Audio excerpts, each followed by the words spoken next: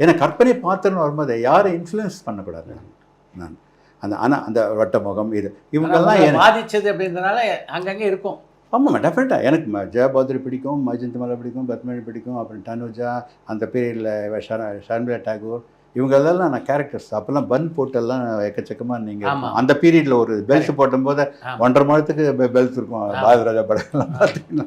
So இதெல்லாம் அந்த காலகட்டத்தினுடைய இது பதிவுன்னு இருக்கு இல்லைங்களா. அந்த ஆர்டிஸ்ட் அதான் சொல்லுவார் கோகுல் சார்கிட்ட, நம்ம எந்நேரமும் நம்ம டோட்டலாக அந்த எது பார்க்குறோமோ ஒரு ட்ராயிங்லலாம் ஸ்டடீஸ்ன்றது ரொம்ப முக்கியம். அதை நீ நல்லா பண்ணுறன்றது ஒரு சொல்லிவிட்டு இன்னொன்று சொல்லுவார், என்ன ஜேர்னல் இதில் நீ எல்லாம் ட்ராயிங் பேலன்ஸ் எல்லாம் நீ பாரு, ஆனால் பேங்க் பேலன்ஸையும் நீ பார்த்துக்கணும் அப்படின்னு.